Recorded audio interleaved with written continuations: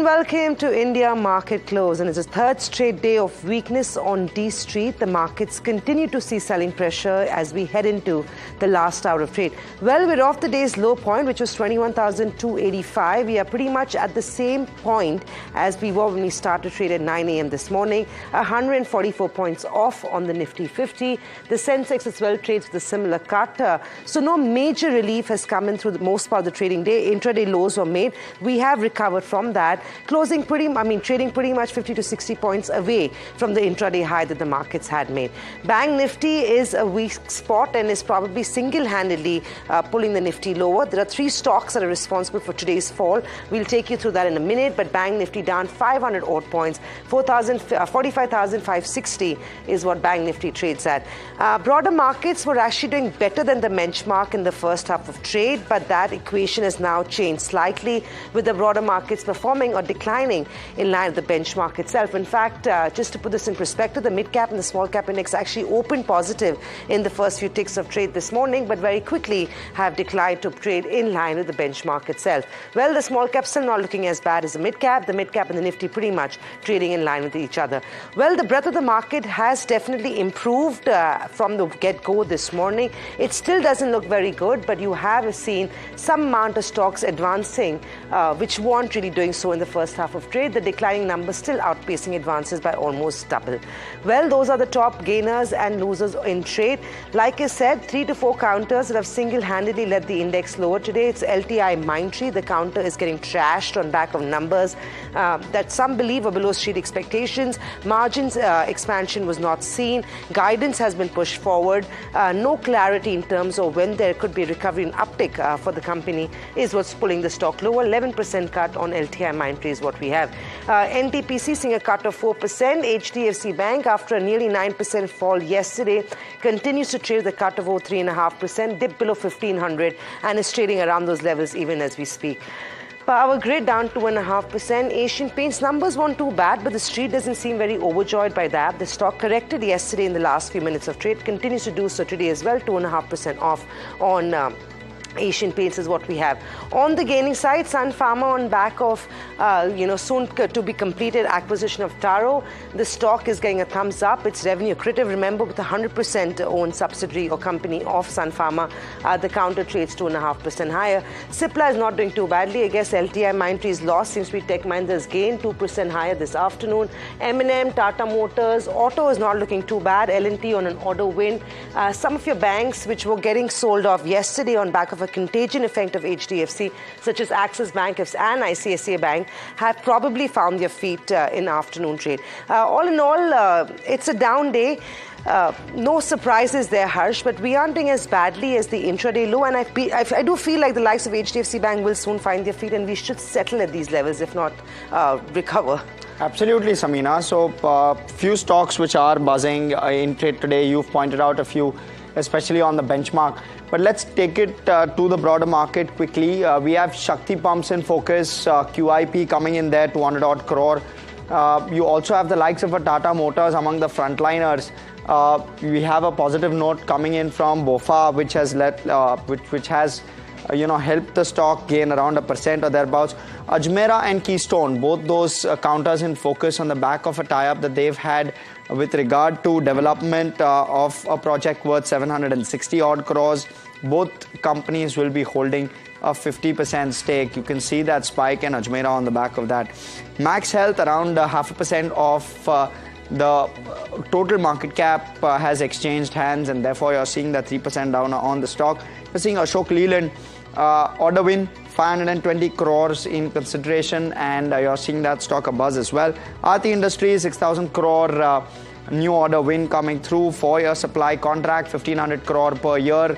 Starting FY25, we spoke with the management. That stock is up and away as well, 4.5+%. NHPC in focus because government is selling stake. Expected to Precall Minda also in focus. Minda has sold 15.5% in Precall at 343. You're seeing even Precol largely in focus, and that one's the real beneficiary. Sun Pharma, Samina spoke about. We also have within the earnings pack several stocks in focus. Oracle Finance, the two big ones. Of course, HDFC Bank and LTI Mindtree still continue to be in focus. ICICI Pru is down on the back of results. Alok Industries, Happiest Minds, as well as South Indian Bank. If we can quickly have those, you'll see the reaction there as well. Positive on South Indian Bank on the back of a strong PAT growth coming in, and Happiest Minds down 4.5%. Those are all of the stocks in focus, Samina. I mean, it's insane, right? You get stocks like Oracle that actually gain with the kind of gains that we've seen. Unprecedented moves is often what some of these stocks have been seeing in the last couple of weeks, or at least in this part of the rally. Oracle, like Hersh maintained, has impressed the street so much so that the stock trades with a gain of 28%. Soba, I want to quickly mention, I'm not sure if you mentioned that, the stock is up 14%, so very sharp rally playing out there. Web Global, now this is an interesting counter. It's been a huge underperformer in the last few years. We actually had caught up with one of the marquee and investors in Web Global, which is Sumit of Malabar Investments, and he was talking about how the company's prospects are looking great. They've also raised some funds for massive expansion plans this year, and that could be keeping the stock together, up 7% in trade. Apollo Tyres is up 6.5%. So auto ancillary is actually looking pretty good today. Castrol India also trading with a little bit of a gain. SIAT, tire companies in particular, are having a pretty pleasant day. Well, apart from LTI Mindtree, Alok has got a thumbs down in numbers, so the stock is down 6.5%. Coforge is seeing some weakness. You've also got Capri Global. Now, remember, Capri Global as well has been a big gainer in the last few days. There was fundraising there. The company we caught up with yesterday seems very optimistic and bullish about the outlook. What you're seeing this afternoon is pure and simple profit taking. So that's literally the texture of the market, stock-specific action, but you've got some stocks that are leading the losses on back of earnings largely. Well, a quick mention of Europe, if I can get that on the screen before we go over to Gaurav, Bissa, and get a sense of the markets from him as well. Europe, remember, is seeing a flat start from what I last checked. There you go. That's exactly how it is. CAC is looking okay, but the DAX and the FTSE are trading flat. They, remember, was at a pretty rough day in trade yesterday. So those markets, as they open up, are trying to find some sort of sanity this afternoon. But Gaurav Bissa, Vice President, Incred Equities, now joins in. Gaurav, hi, good morning. Good afternoon. How are you feeling about the markets? We've seen a big fall. I don't know whether a 4% really qualifies as a big fall, especially after the kind of rally and run-up that we've seen in the last couple of months. But what are the thoughts on the Nifty, and what's the strategy on the Nifty at these levels? Very good afternoon, and thank you for inviting me on the show. Yes, indeed, 4% might not sound that large unless you are a put writer.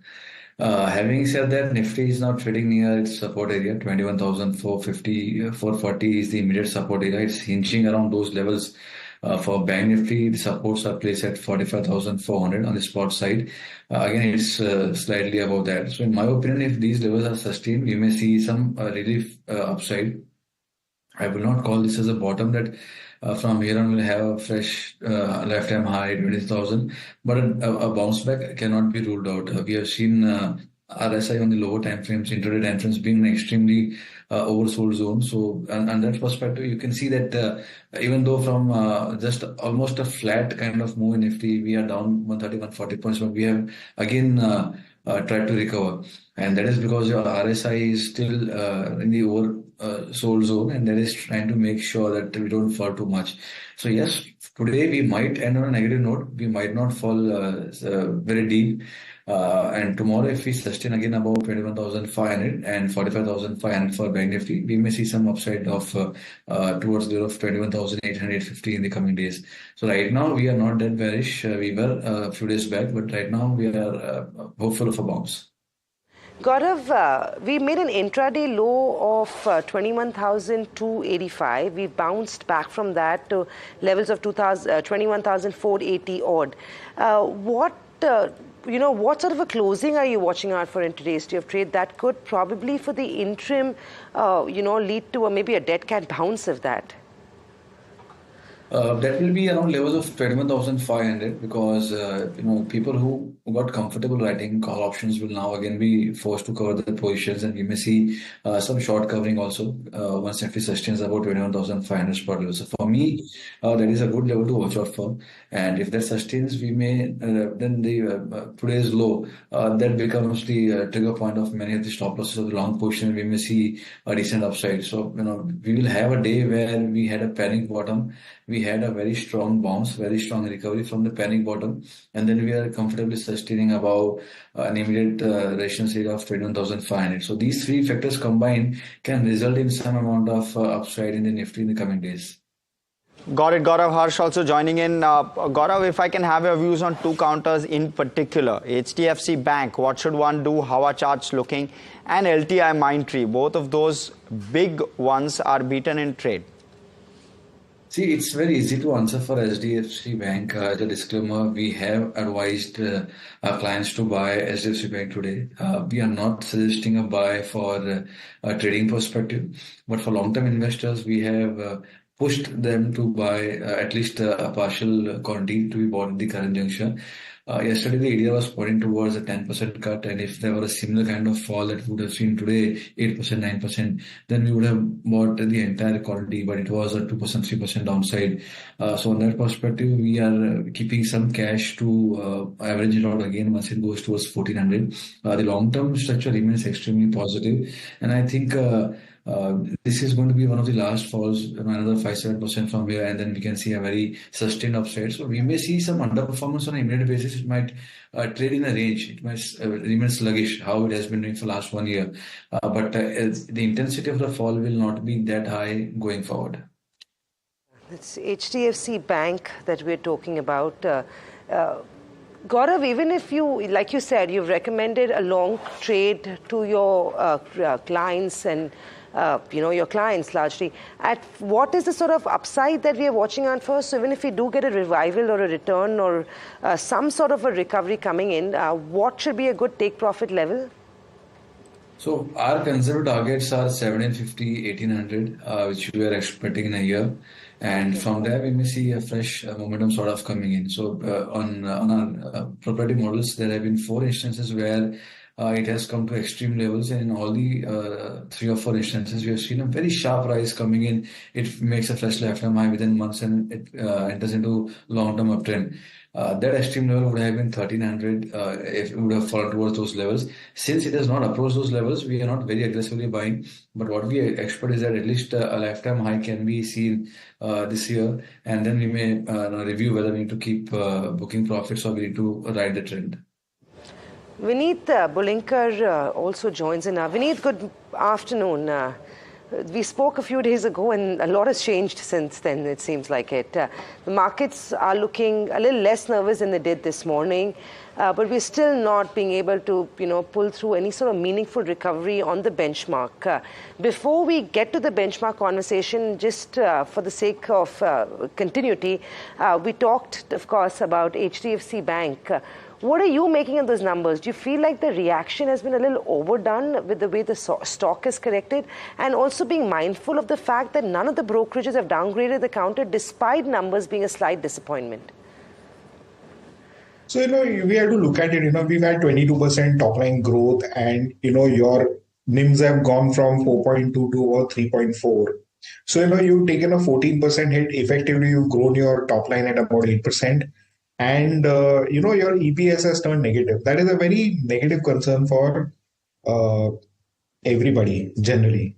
And unless and until, your NIMs start coming back or you show some kind of traction around deposit mobilization, which will help to boost your NIM, I think things are going to remain in a kind of a suspended motion in terms of HDFC Bank before we can expect any re-rating to happen. So to that extent, I think we last spoke that our top picks are going to be Axis, Kotak and HDFC Bank in that order.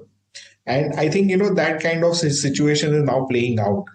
So, when Axis is available at reasonable growth and valuations, with, steady names, not expecting too much of deterioration out there, why venture into stocks where there is growth concerns are happening? So I guess that is my take, and I think Axis provides a better opportunity than HDFC Bank at this point in time. Point taken, Vinit. Access over HDFC at this point. But, I'm going to quickly address because we've got Tata Communications numbers which have just come out. You've got revenue which is up roughly 16% sequential. You're also seeing EBITDA which is up roughly 12% sequential. So there's a bit of a margin decline that we are seeing. From 20.8 margins have declined to 20.1, around 70 odd bips of decline that we're seeing. There's an exceptional loss which is also at play in Q3. I have to try and dig in and understand more on that. But outside of that, you're seeing a profit of around 45 crore. And if I remove that exceptional loss, you're seeing a profit of roughly 230 crore. So not bad at all. Sequential uptick when I'm removing that exceptional loss. And you can see that there's a little bit of a spike on the stock on the back of that. But we'll discuss that and much more. Lots to address, including stock of the day, Samina, which is LTI Mindtree. On the other side, time for a quick breather. You stay tuned to NDTV Profit.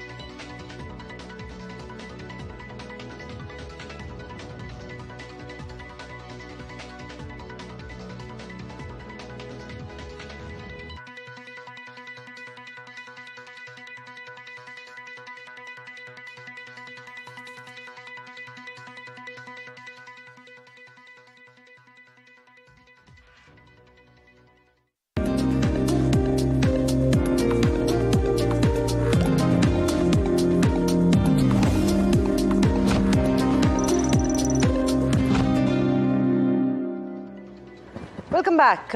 It's turning out to be quite the afternoon. The markets finding the feet after the big fall yesterday, some losses this morning, and now consolidating around 21,481.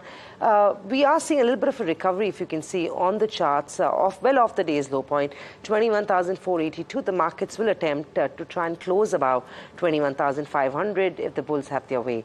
In terms of the broader markets, there are lots of stocks that are quite active. So while the big losers are sort of pulling the counters down, there are counters like SOBA from the broader markets that are actually having quite a field day in trade. Talking about SOBA, the stock saw very high volumes in intraday trade. In fact, the volumes were up about 23% on the counter. The stock is up 14%. Mahima is joining us with more on this. Mahima, what's going on? Massive volumes, big gains, but I believe Mahima is still miking up. But in the interim, I'll go to Gaurav. Gaurav, have you been tracking SOBA? Sharp, smart up move. Volumes have been exceptionally large. On the charts, how does SOBA look? I have been tracking it very, very closely, and I would say that I missed it. The reason being that it had a 10-year breakout on charts. So it has the best structure among the real estate names. A very strong breakout, very strong volume participation. And since it was a multi-year, almost a decade-long breakout, I was waiting for at least a weekly close for confirmation. The breakout happened at 1,050, 1,060. And because I was waiting for weekly confirmation, it moved past 1,200, 1,250 right away. And then the rest is history. It did not come down even to 1,200 once. So the structure was bought. One can definitely keep holding the structure. The structure is extremely strong, and the targets are quite large even from the current levels. But somebody who wants to buy fresh, wait for a correction. The current move has been more of a breakout outcome that we have seen, the consolidation breakout outcome. Volumes are rising, but the risk reward will not be that favorable. So in my opinion, if somebody wants to buy, wait for a decline, and to a sufficient decline, not just 5% decline, and then buy, because the stop losses will be deep. Even if you are looking for trading, or even if you have a 2 or 3 year horizon, I would still recommend let it come at least to 1,200, 1,250, add some quantity over there, and if at all you get more correction, you can add the remaining quantity, but not. I would not suggest buying at the current levels. Right, thanks for that. Let me go across to Vinit. Vinit, your views when it comes to SOBA as well as the larger real estate pack. They've had a phenomenal run. How do you view those, and which are your picks within that pack? So obviously SOBA is one of our picks, but we think that DB Realty has really been a very, very strong outperformer. And, given the land bank that it has, and with all the corporate governance issues, funding issues over with, I think this stock has substantial room to go. We are expecting this stock to double in the next 3 years. Right. And how are you viewing valuations in this space, Vinit? Any specific stocks which you feel are standing out outside of SOBA within this basket, as well as within the small and mid caps? There are several, the likes of a Suntech Realty, which have done fairly well, but commentary continues to be quite strong, even from analysts, street analysts, as well as from the management. Any particular ones which have really caught your eye in terms of valuations now that this has already gone up? I think Man Infra looks to be a very interesting story. We believe that the land parcel that they've acquired recently in Cebu is a very prime parcel, and we expect some rich dividends to come in from there. And accordingly, I think that this stock still has a lot of room to. That's a few recommendations coming from Vinit as well. In the meantime, a stock we can't get our eyes off is Oracle Financial. The stock is up 27%. I mean, that's a whopping gain. There is how stocks that don't even do that in years together. This one's done that in 1 day on back of strong earnings. Mahima is standing by with more on that. Mahima, what's going on? I mean, how good are these numbers? Right, Samina. So the numbers are really good. The result for Q3 has been tremendous. In fact, the revenue is up 26%. And if we talk about EBIT has been up over 57%. And margins have significantly improved. If we compare it to the last quarter, the margins have improved from 37% to 46.5%, which is a huge uptake. Again, net profit is up 77.5%, which is also a huge rise in terms of net profit. If we talk about the key highlights that we can take away from the result, the license fee is the major takeaway where it is increased by 76% as compared to the last fiscal year, and 19 customers were added in this quarter for Oracle, and 50% of the revenue came from US and Asia Pacific region. Also, it is worthy to note that their attrition rate has decreased from 15% to 10%. And if you talk about the stock performance, as you rightly mentioned, the stock has gained over 27% today, and in 6 months the stock has gained 57%, and 1 year around 97.8%. So the stock has also been performing great today on the back of tremendous results. And also there was a large trade that took place of around 54,000 shares at a price of 6,103, and the shares are trading in high in volumes at 20 times its 20-day average. So overall, positive results have really worked out well for the stock. Right. Gaurav, do you track Oracle financials? I'm not sure if this is in the futures space as well or just a cash stock, but a 30% up move, it's unheard of. Well, certainly. This is a tremendous upside by any standards, and it had a fresh breakout in the morning itself. It made a fresh swing high breakout this week at 5,100, 5,200. It had a fresh breakout at 5,700, 800 today on a weekly charts as well. And since then, there's no stopping. Again, if somebody has already bought, can book certain profits and keep the remaining portion intact. This is the first time where we have seen a 8-year, 9-year breakout, and from here on we can see again some more upside sort of coming in. But somebody who is looking to buy again, I would certainly not suggest to do that. But some profit booking and rest use trailing stop loss for riding further upside is what I would suggest for people who already bought. Right, thanks. Let me also move over. Vinit, if you can talk to us about your views on Oracle with regard to valuations. Of course, it's a good result, but a 28% gain in a day. How do you view valuations now, given the fact that there's been a significant run-up only today itself? So, we have to see the numbers in light of what they've been doing in the recent past. Absolutely no growth or very, very marginal growth. And suddenly you have this outlier bump in earnings, not only in terms of revenue booking, but also in terms of the margins expanding. So what we are expecting is that, with this license revenue coming in, okay, this will be followed up with a lot of AMC and operating revenues that come in. So this is not just the end of everything that has happened. In fact, it is just the beginning of a new up curve that has started. And this is going to have multiplier effects going ahead. So I don't think that this is the, there's too much concern out here. Of course, action has been very fast, but, any dips should be bought into now. Right. Any dips should be bought into. That's the word on Oracle Financial. The stock at 30% at the day's high point. No profit taking emerging just yet. From one big gainer to another one that's a big loser is LTI Mindtree. The stock is down over 10% in trade. Its December quarter profit has remained flat, though revenues have witnessed a marginal uptick. Tushar is joining us with the key takeaways.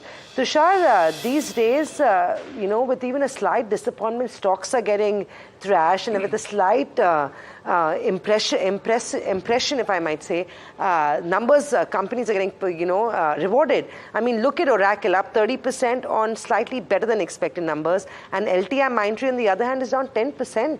Yeah, so Samina, we missed one particular metric, that is the EBIT margin, which was down about 61 basis points quarter on quarter to 15.37%.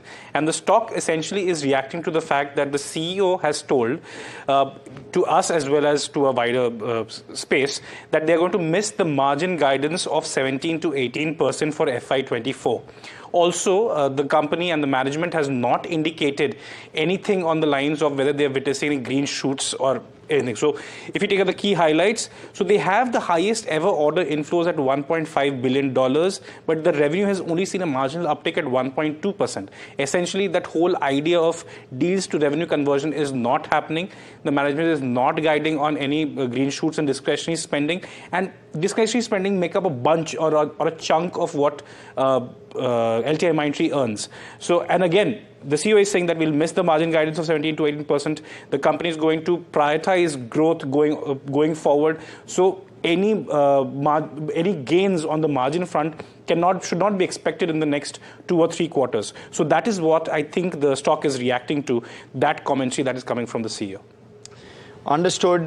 Thank you so much for that, Tushar. Let me quickly go across to both our analysts. First off, because Tushar spoken on the fundamental side of things, let me go to Vinit. Vinit, on the fundamentals, how does LTI now look? LTI Mindtree, I beg your pardon, now look for you? See, LTI Mindtree had got very premium valuations compared to the rest of the pack. And with no growth and margins coming off, I think, it's signaling that things are more deteriorating rather than getting better. And hence we've seen these things come through. And we believe that the valuations could contract even further going ahead. So remain underweight on the stock. Right. Underweight LTI Mindtree, the stock is down 11% in trade. A quick check on the Nifty before we slip into a break and continue our conversation with our guests as we wrap up the last 30 minutes of today's trade. 21,451, that's the Nifty at struggling and really to get beyond these levels. We'll take a break, we'll come back, but a lot more on the other side, so stay tuned.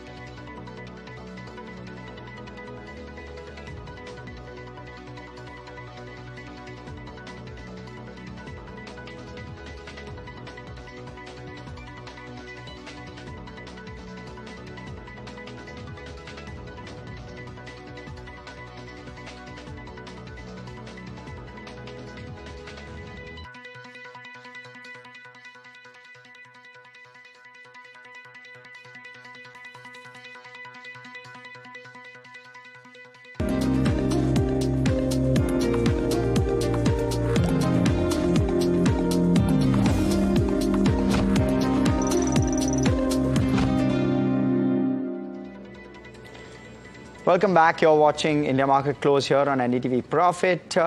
We have, as always, Agam standing by for a breakdown of the FNQs for the day as we run down into close. Agam, take it away. Well, we have seen the benchmarks remain largely flattish after the weak opening that we saw, and the Nifty as well currently trending in the red. While we have seen a recovery from day's lows, well, it is trending downward by around 0.5% all the same. We're still below the mark of 21,500. Now, we haven't seen too much change in open interest, and when it comes to the Bank Nifty, that's where perhaps the focus is a little more, because we're seeing unwinding there as well, even though we have seen the index come off by around 0.7%. Remember, at one point in time, we had the Bank Nifty which was in the green, and at one point in time we also had the Bank Nifty which was down by as much as 1%. So it's been a relatively volatile day of trade as far as the Bank Nifty is concerned, and this is largely on account of HDFC Bank. But when it comes to the Nifty in terms of open interest on options, as one might expect, little more writing. In fact, a lot more writing, around 21,700, 21,800 calls, and not too much to speak for as far as puts are concerned, but naturally we have seen the Nifty come off by quite an extent. Now let's move on and talk about the open interest distribution. This is of course this week, and so for the next 20-30 odd minutes we're not looking at a very wide range as far as the Nifty is concerned. Most likely we are going to see the Nifty close exactly where it is currently trending at. That's around the mark of 21,500 odd levels. Let's move on and talk about the other stocks then. And we do have shorts building up in LTIM, ICICI Prudential and IndiaMart Intermesh, all on account of earnings. Oracle Financial Services, on the other hand, a whopping 30% up move there. And Apollo Tyres, of course, the other one, that is also looking at a 6% up move as we see a 21% increase in open interest. Longs there. In terms of stocks which are seeing unwinding, let's pull that list up as well. So we do have longs unwinding in L&T Tech, IndusInd Bank, IEX, as well as Birlasoft, and of course Vedanta is the other one where we're looking at about a short covering. All eyes will remain on the benchmarks tomorrow as well, and I am sure that a lot of participants will be hopeful that as we move into the final trading day of this particularly volatile week, we perhaps could expect about a short covering. That's wait and watch. Short covering rally is what we're expecting. Polycab numbers are coming in. Just to quickly take you through that counter, the stock is there. Margins have come at 13.1 versus 13.9. That was the expectation. The stock is up about 1%.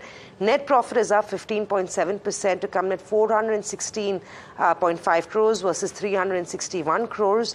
The expectation was somewhere around 434, so it's slightly lower than what the street was working with. Revenues as well coming at 4,340 crores versus 4,470 crores. Slightly disappointing in terms of what we're seeing, and the stock is reacting to those numbers. It was trading about 1.5% higher just a few minutes ago before these numbers came through.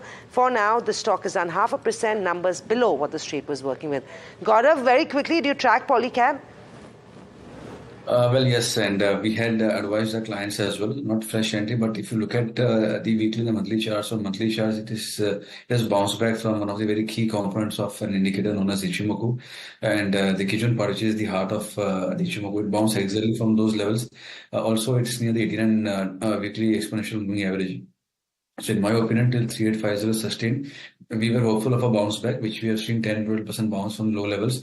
And currently it is trying to fill the gap. And if it gives a close above 4,450, 4,500, then it will try to fill the gap towards 4,850, 4,800 levels. So right now the trend remains positive. I would not recommend adding fresh here because the supports will be lower. But certainly if you again get the stock towards 4,000, 4,100, one can look at it for long-term perspective.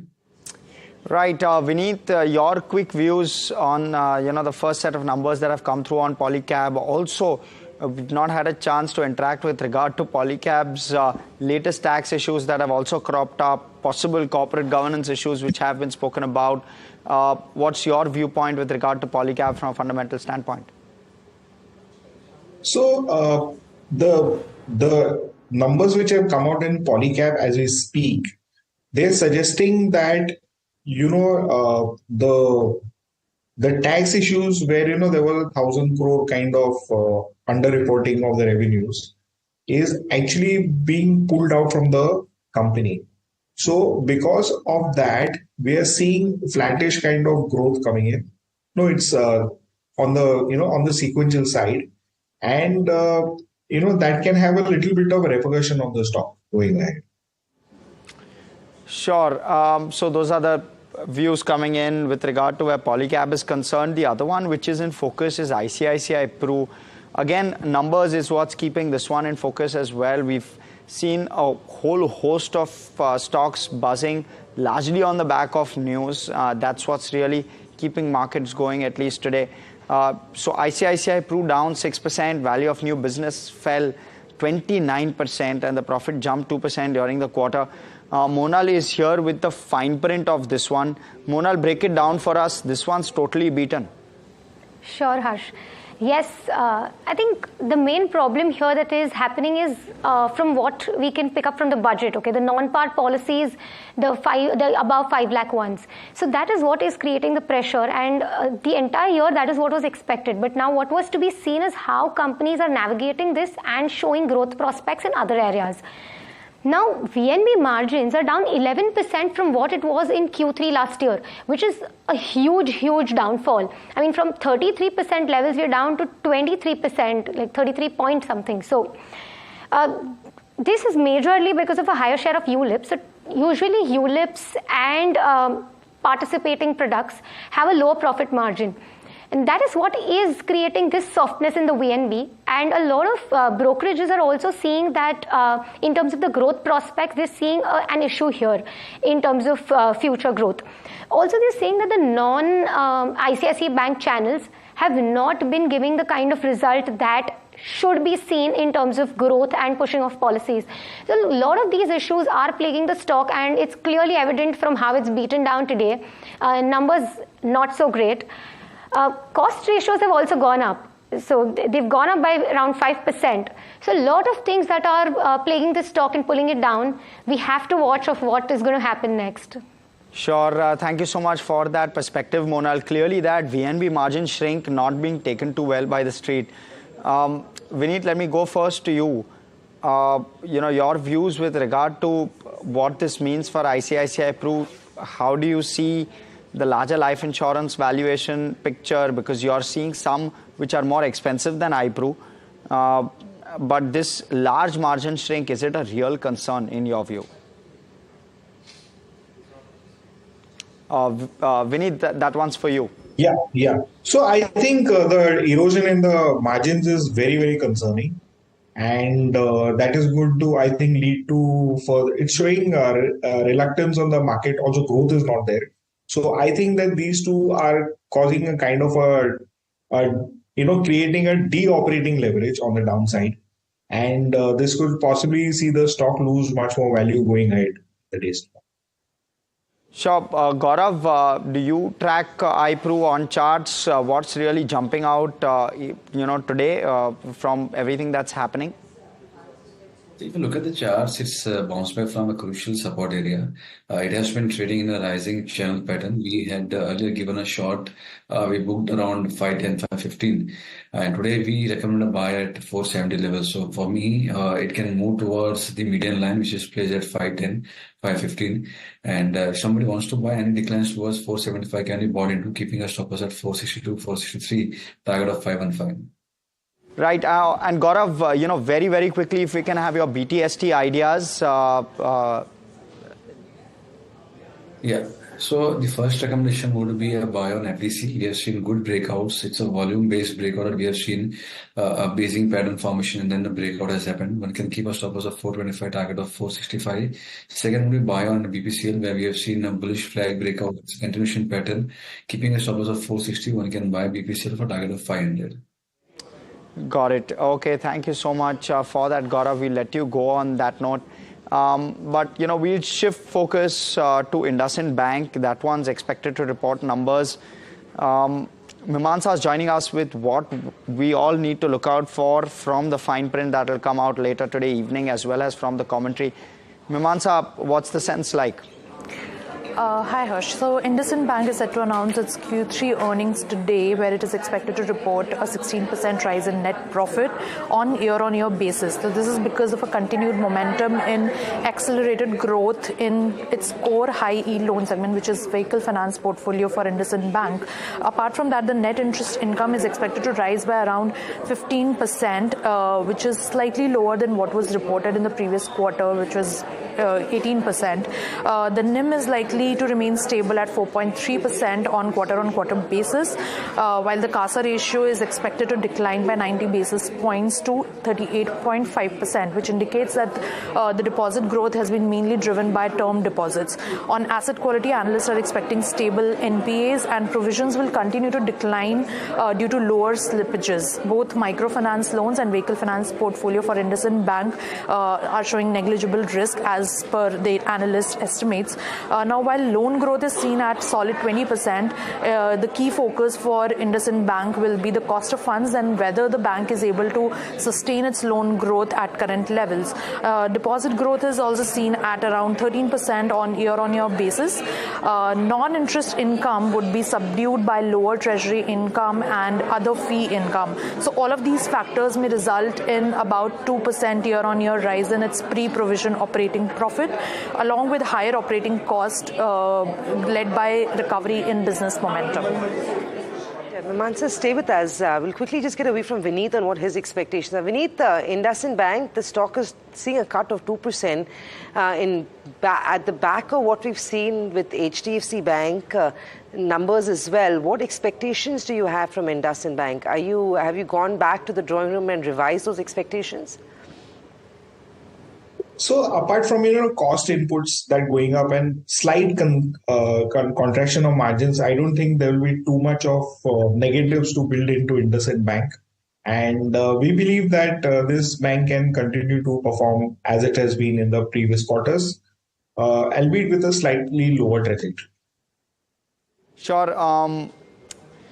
Vinit, also, I just wanted your views with regard to pure valuations. You said you prefer Axis currently over the likes of an HDFC. Where does IndusInd really stack up for you with regard to valuations? Because it's more reasonably valued. It's given a longer trajectory when it comes to its growth. The growth numbers, at least in terms of their growth rates, they've given a better guidance. And asset quality looks good as well. Yeah, so Axis and IndusInd Bank would be quite comparable in the sense that IndusInd Bank has got a tad better metrics on all aspects, be it NIMs, be it ROEs, ROAs. It has generally been performing well. And being a smaller bank, it is more conducive to better growth prospects. And hence, we think that both Axis and IndusInd Bank are a top of the pecking order. Sure. So Axis and IndusInd pretty much there on top of your list. Understood. We also have the likes of an HUL, which will disclose numbers. And we are expecting a flattish sort of set when it comes to the top line of HUL, just 2% odd growth expected. EBITDA also expected to be quite soft. Margins expected to be sub 24%, and PAT is expected to grow roughly 8% year over year. Now, of course, from the management commentary, we'll get patterns, especially with regard to where rural consumption lies, where or when will volume-led growth start coming through. Also, how the top line is expected to evolve along with that growth, and how competition is really playing its part with regard to HUL's numbers. With regard to pricing as well, one will have to try and understand as to how pricing is evolving in this market. But very quickly, if I can go back to you, Vinit, your sense with regard to HUL, what can we expect, or what are your expectations from this particular set of companies, FMCG, rural play of sorts, and how you're looking at valuations in this space, because it's always been richly valued? Yeah, so our expectation is that the numbers could be better than what the street is expecting, given that we are seeing an uptick in rural consumption, and hence we expect better numbers to come in. As far as valuations are concerned, we are not unduly worried. These valuations can sustain because what we've seen is fairly pathetic, like a insensitive performance by HUL over the last few quarters. And hence these valuations are more or less reflective of the damn sentiment that is prevailing. So we do expect a kind of a surprise out here, and that would be very encouraging going ahead. And what about something like the likes of an Asian Paints? Disclosed numbers yesterday, with regard to top line was a bit of a disappointment, but they've done fairly well where operational metrics are concerned. Stock obviously beaten. Your sense of how you look at an Asian Paints? Again, very similar to HUL, the play. Yeah. So again, Asian Paints is in another category where, there's a competitive intensity is kind of coming up, and hence we are seeing the stock remain subdued. Growth is a challenge given that, the new incumbents which are there, especially from the ranks of Grasim and JSW, they are going to try to push the pedal in terms of penetration pricing to gain market share. So for a few quarters, the growth can be a little bit of an issue out here. But definitely it's a stock that, over a period of time will tend to perform better. However, given at this point in time, I think that it's a more of a hold situation rather than, getting upbeat or bullish on the stock as such. Sure. And Vinit, your top sector for 2024, if I were to request you to make a bet, what would that be? We have the Nifty. I mean, we're now off the highs, but nonetheless quite close to the highs rather than the lows of the 52-week.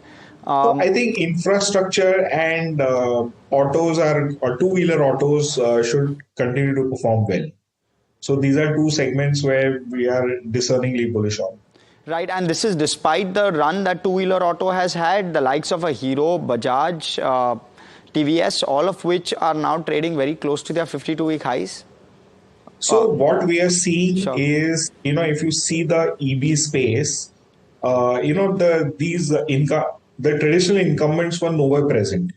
And over the last couple of months, if you track the data, you will find that they've already gained about 20% market share each. So, clearly they are straddling not only the EV segment, but the two-wheeler segment as well, the traditional two-wheelers, ICE vehicles. And what we are noticing is that, this segment had seen a kind of a slowdown since COVID, and that slowdown had been extended. But now the cycle is just picking up. And we believe that this cycle has got legs for another 2.5 years to play out. Sure. So you're expecting rural to start flipping. When, in your view, will that start reflecting? It's already started. In terms of two-wheelers, it has already started. Sure. But what about the... Sure. But what about the FMCG and... So that's what I told you. As I said, that HUL will see, it is my expectation that HUL could see a better body language in terms of outlook that they give when the results come out soon. Right. Yeah. Okay. Got it. So point taken. Let me also take it or try and take your views with regard to pharma. We've probably not covered that space in this segment at the moment. Vinit, how are you viewing pharma? What are your expectations? Because all those numbers expected later this month. So I think they will be very encouraging numbers. Margins should play out. We'll have decent volume growth. And generally, we will see compounding stories play out. I am of the view that Glaxo Pharmaceuticals can be an outlier in the segment. Understood. And, Vinit, the big one, before I go to Samina for close, the big one will be Reliance Industries tomorrow. We've seen HDFC getting badgered and taking the indices lower. Where does Reliance go in your view? Do you think it will be a solid set? I believe that the numbers should be encouraging, and that should help shore up the market sentiment towards significant extent going ahead. Sure. Perfect. So that's where we are, where Vinit's views are concerned. And Vinit, last take with regard to the Nifty 50 itself, your target for 2024? we have an election year? So I believe that till March we will be in a kind of a range-bound market. But beyond March, we expect the markets to pick up steam again and start rallying, provided the global scenario doesn't really deteriorate. So if the global scenario stays as it is, then I think we are headed much, much higher from here. Very bullish on the Indian markets. Growth story is still to play out. And however, we have a lot of tax selling that happens in the months of February and March. So we could be a little bit subdued. Market expectations on the budget delivering something is not well placed in my opinion, because the vote on account budget, and we could see a lot of populist measures creep in. So that's how I sum about the way the market trend should play out. Absolutely, Vinit. We've kind of covered quite a few bases today. It's been a pleasure speaking with you and having you on our show, giving us all those views. We'll let you go on that note. With markets, let's take a quick check. 0.5% lower on the Nifty. We've gone, or rather 0.4% lower on the Nifty. So we've inched a little bit higher than where we started, at least this show at. And overall, you're seeing the broader markets too in a bit of a recovery mode. You're seeing the Nifty mid-cap absolutely flat. So that's clearly recovered. The Nifty small cap also just about 6 basis points in the minus, so absolutely flat there as well. But Nifty Bank continues to be the clear drag, and financials, Nifty Fin down 1%. Those two are the clear drag on indices, because outside of that, you're seeing the Nifty Metal, Nifty Media, and Nifty IT with around 0.5% odd of losses. But the main losses are currently being carried by financials. Samina. Yeah, not very good looking in terms of the picture. Exactly what we saw yesterday. The only difference being that the losses today are probably or not as bad as what we saw yesterday. But it's a third afternoon and the markets are seeing weakness. We've not managed to do much of a recovery on the Nifty in the last few minutes of trade. The Nifty is going home with cuts. We are closing below 21,500. 21,477 is what it looks like the Nifty could be closing to. The Sensex as well down 270 points. Bank Nifty had it rough, 320 points down.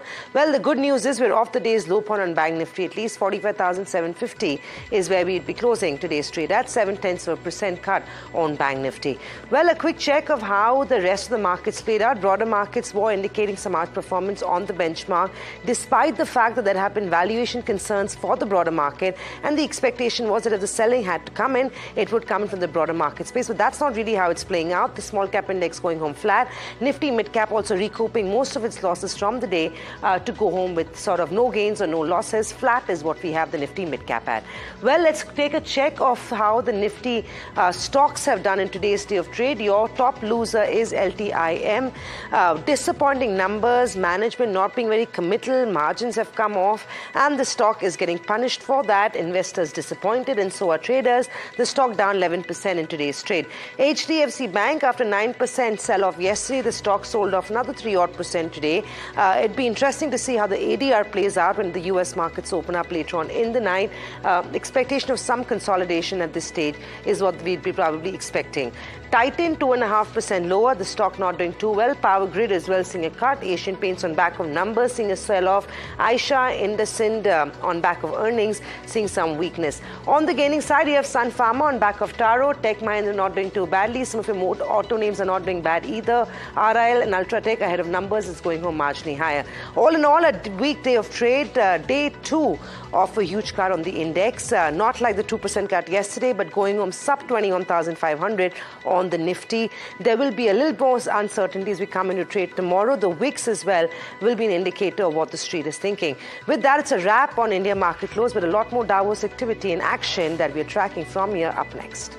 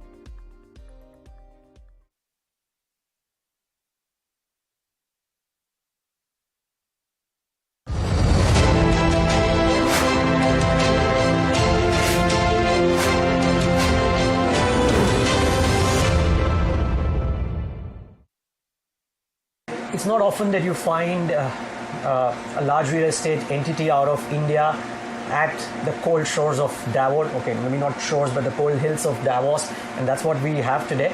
We're speaking to Mr. Manoj Menda of RMZ Corporation on their view of what they're gauging the interest in India right here at the WEF, and how is it that they envisage the movement of the sector in India over the course of the remainder of this decade. Mr. Menda, great having you. Thanks for taking the time out. Thank you, Neeraj. In some sense, you would be a happy corporation because everybody unanimously believes that we're in the midst or at the beginning of a longer term real estate cycle which has come after a really long time. Is that your belief as well? Absolutely. I think the first belief is India, right? I think we're all benefiting from the leadership in India today, right? I mean, it's thanks to the leadership that's put India out in the map, and I think it's now our